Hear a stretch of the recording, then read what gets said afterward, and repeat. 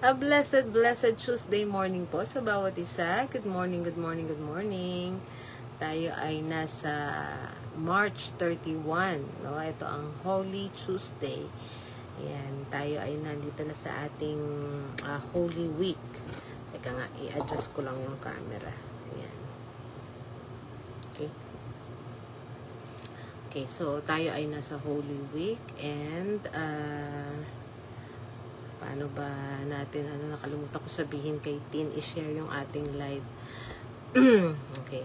Gayun pa man, nagpapasalamat ako sa Panginoon sa pagkakataon na ito na tayo muli ay makakapag-morning devotion. At sa ating pag-uumpisa, tayo po muna ay umuko at manalangin. Panginoon naming Diyos na makapangyarihan sa lahat, maraming salamat po ulit sa umagang ito, sa panibagong kalakasan na taglay namin, sa patuloy na paggabay mo sa amin, sa patuloy na pagkakaloob mo sa amin, ng lahat ng aming mga pangangailangan. Maraming salamat, Ama. Maraming salamat din sa pagkakataon na ito na kami ay muli magbubulay-bulay sa iyong banal na salita. Samahan mo po kami, Panginoon, at tulungan mo na ang lahat ng aming mapagbubulay-bulayan ay patuloy na tumanim sa aming puso't isipan at patuloy na maging liwanag sa aming pamumuhay. Ama, dinadalangin din namin na patuloy mo pong ingatan ang lahat ng mga mahal namin sa buhay na hindi namin kapiling sa mga oras na ito. Pagkalooban mo po nawa sila ng kalakasan at proteksyon sa anumang mga sakuna at mga karamdaman, at tulungan mo, Panginoon, na susunod na pagkakataon ay makasama namin sila sa ganitong gawain. Gayon din ang mga kapatiran, Panginoon, na dumaraan sa mga pagsubok sa buhay at mga pagkakasakit.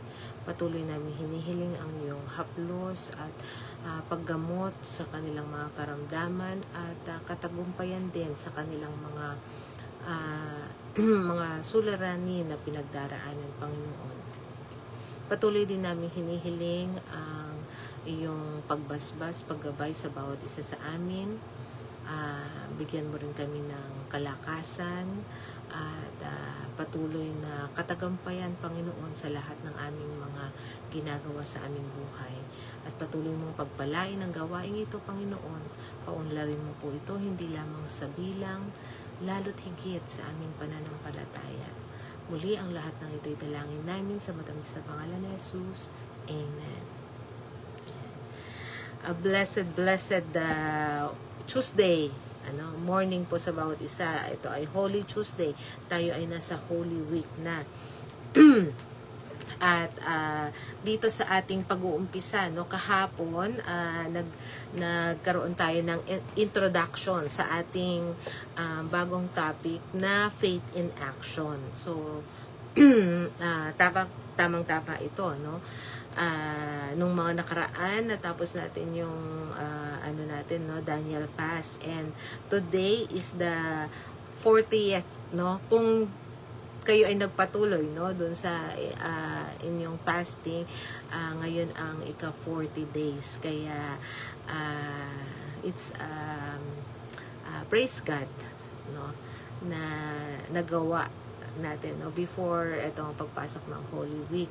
Tayo ay nakapag-fasting. Yan. And syempre, sa bawat isa, no, na nag-fasting, advice ko is huwag kayong kumain ng madami kasi dangerous po yun, no? So kung maari nga sana i-maintain natin itong ganitong discipline na ginawa natin sa ating meal. Ayan. At kahapon tayo ay nag-umpisa, no, nagkaroon ng introduction dito sa ating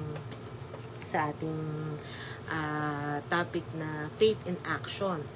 At ang ngayon, today is gaganapin natin yung ating day 1 at isasabay na rin natin yung ating day 2. No, kasi ito ay 28 days Pero yung Saturday and Sunday kasi ay hindi natin kasama.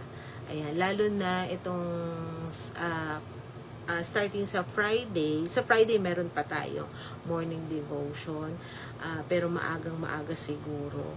Tapos sa Saturday wala, Sunday, Easter Sunday. So ngayon pa nga lang, no, may mga preparation na rin kaming ginagawa for the Easter Sunday. And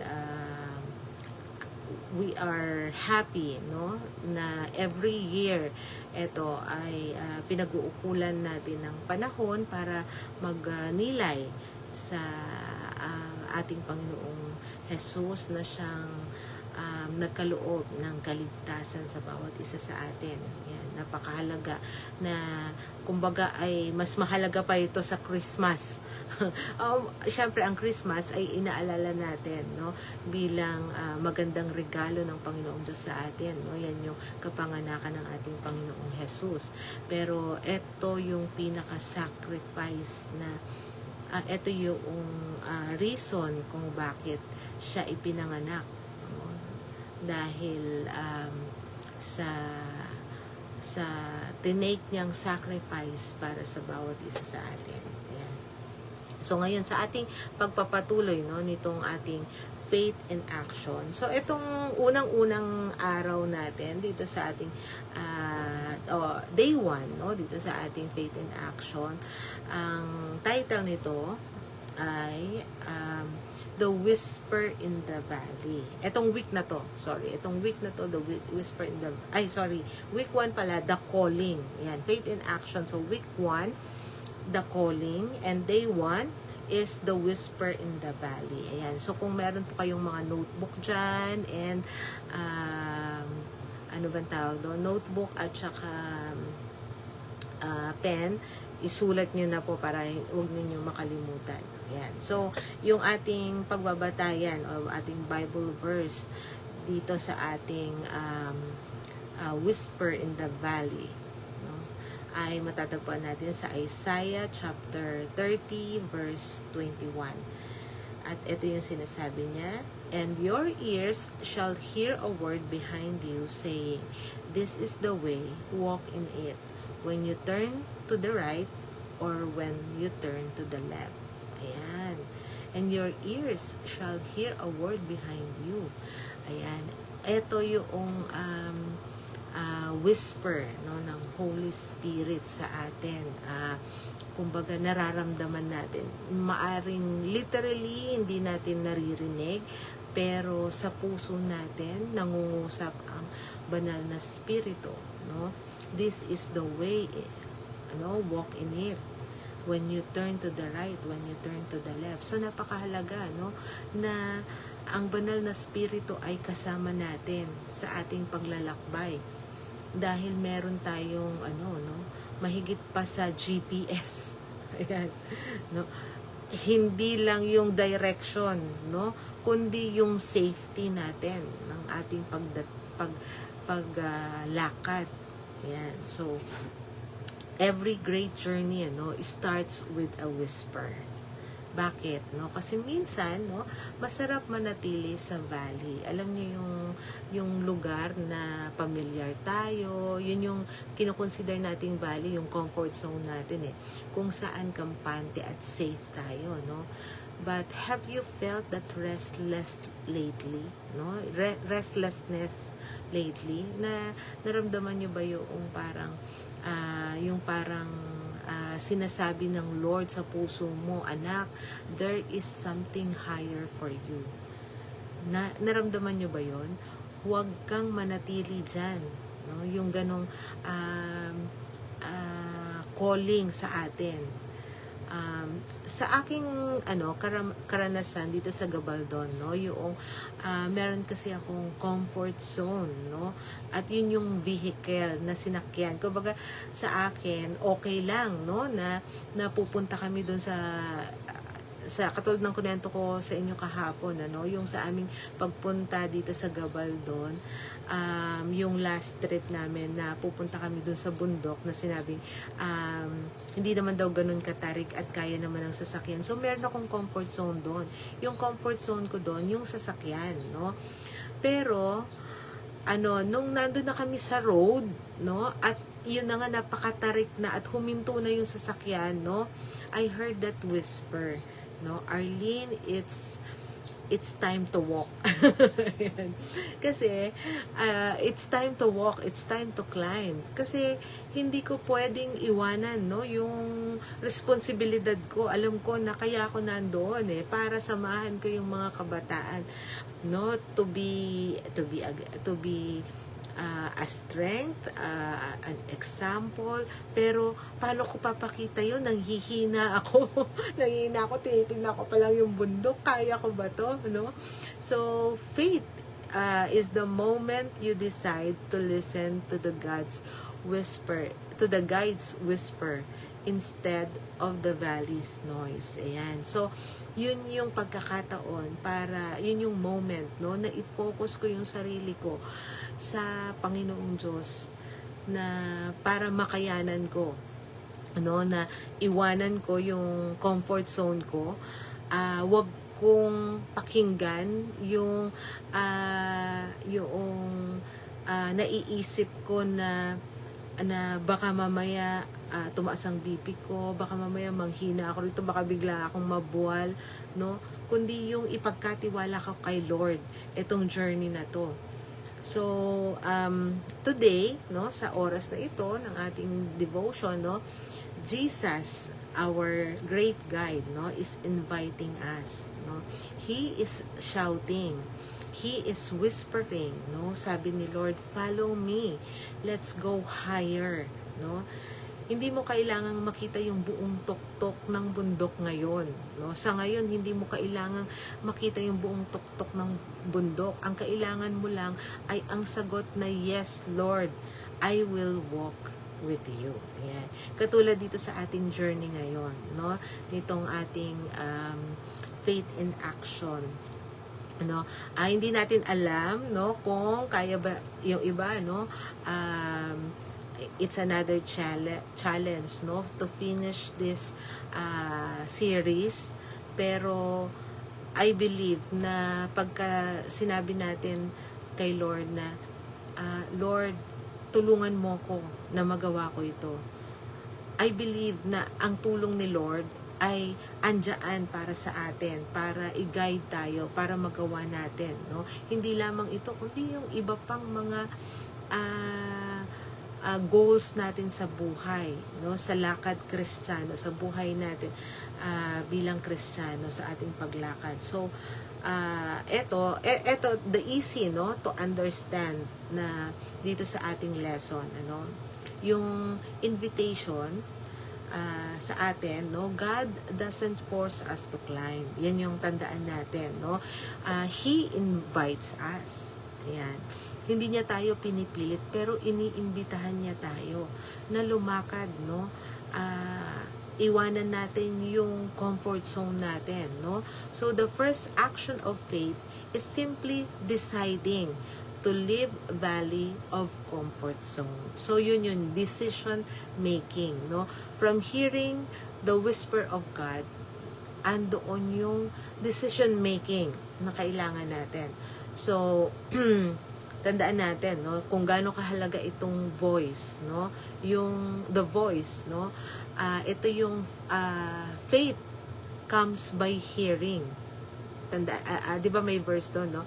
May verse ito na faith comes by hearing the word of God, no? To hear the great guide, yan ang ating Panginoong Diyos, no? We must listen, listen, no? Not to the noise, no, of our fears and worries, no? We have to listen to our great guide. So, okay. So, yung voice na naririnig natin ay pwedeng yung fear natin, yung worries natin, pero paigtingin natin, i-focus natin yung pandinig natin sa ating Panginoong Jesus at maririnig natin sa ating puso na gusto niya tayong tulungan para magpatuloy, lumakad, no, para marating, no, yung summit. Yan, yung ating goal. Okay, ito yung one step at a time natin. So, don't you don't need a map, no, for the whole 28 days today, no. You only need enough light for the very step. Kailangan lang natin yung ngayon, sa ngayon, no, hindi natin muna huwag muna nating isipin yung 28 days na lakbayin natin, kundi itong topic natin na ito ay isang ilaw, no, na pwede na nating hawakan. Yung alam natin na sa ating paglakad ay kasama natin ang ating Panginoong Diyos. Pinili natin, no, na sumama sa Kanya. So, yung reflection natin, no, anong valley o comfort zone ang pilit mong pinanghahawakan, no, sa ngayon? Ano ba yung hindi natin maiwan or hindi natin mabitawan na comfort zone natin, na kaya hindi tayo makahakbang palapit sa ating Panginoong Diyos o para mapagtibay natin, no, yung ating pananampalataya? Ano ba yun yung pinanghahawakan natin?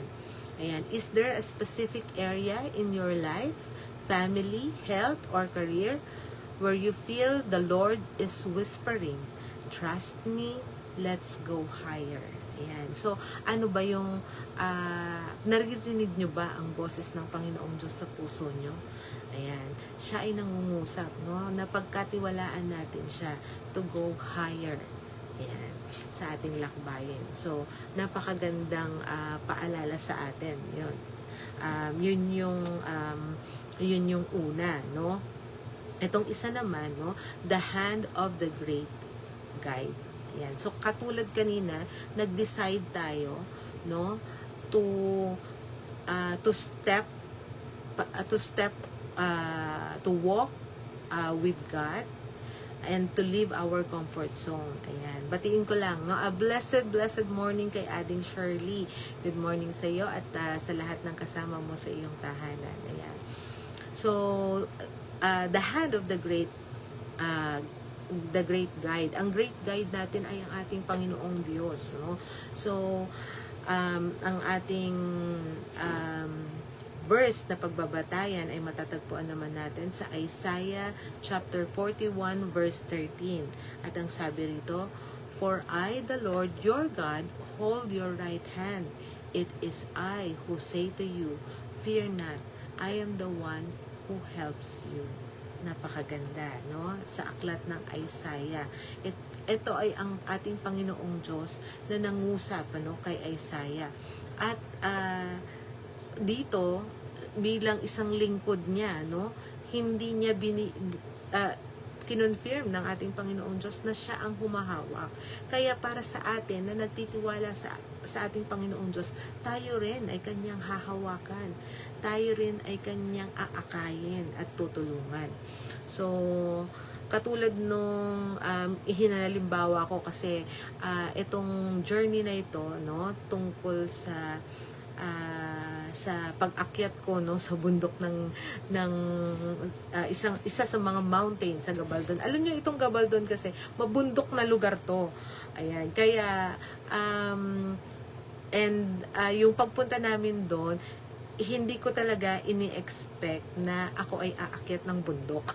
Yun.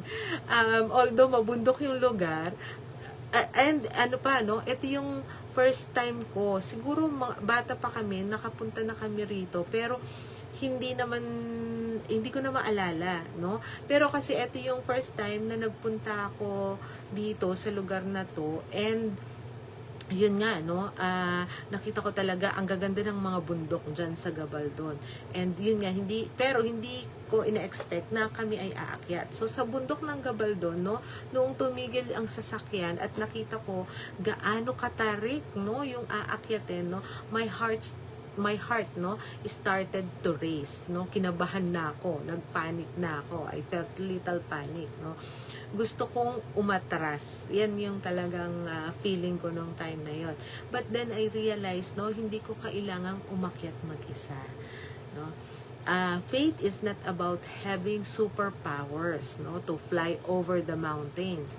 It is about reaching out and grabbing the hand of our great guide. Yan ang ating Panginoong Diyos. Kumapit tayo. Yun yung ginawa ko noon na in my mind, no, hindi man nila nakikita na parang nagdadasal ako, pero sa puso ko nagpa-pray ako na, Lord, tulungan mo ko. Sana maakyat ko to, sana magawa ko. Ayan, kailangan kong gawin. Ayan. Ang sabi ng Panginoon sa Isaiah 41:13, no, siya ang humahawak sa ating kanang kamay. So he is not just pointing the way from a distance, no, he is right there. No, kasama natin siya, no, gripping our hand tight. So kapag hawak mo ang kamay ng expert climber, no, syempre ang Panginoong Diyos ang lumikha sa bundok, siya yung expert diyan, no. Ang lakas niya ang nagiging lakas natin. Ayan. So ang kanyang balance ang nagiging balance natin. So today, no, stop looking at how steep the trial is. Kung ano man yung trials ninyo sa buhay, huwag ninyong tignan na napakataas niyan. Tandaan natin, no, ang ating Panginoong Diyos, siya yung expert sa lahat ng larangan, no, ng bagay dito sa mundo. Sabi nga, no, ni Jesus, I have overcome the world, no. So start looking at the hand, no, that is reached out to you. Yun ang tignan natin, yung kamay na umaabot sa atin. Yan ang ating Panginoong Diyos. So the walk with me breakdown, ito ang tandaan natin. The grip of grace. Yan. Hindi tayo ang kailangang humawak ng mahigpit sa Diyos. Siya ang nangakong hahawak sa atin. So kahit manginig ang tuhod natin, no, hindi tayo bibitaw, no, sa kanyang kamay. Yan yung tandaan natin. Surrender the lead. Ang paghawak sa kamay ng guide ay pag-amin na hindi natin alam ang daan, no? Yun yung surrender natin, no? Hindi ko alam yung daan, Lord. Hindi ko po alam kung anong mangyayari sa akin sa journey na ito, no? But it means saying, Lord, ikaw na ang bahala. Susunod ako sa iyo. Ayan. So, susunod lang ako sa iyo. Ayan. So, tandaan natin. Ito yung fear natin, no, fear, exit, yan yung naiisip natin, no, yung ayaw nating humawak sa Panginoon, no, you cannot hold hands with fear and faith at the same time. So kung hahawak ka sa Panginoong Diyos, bitawan mo yung fear.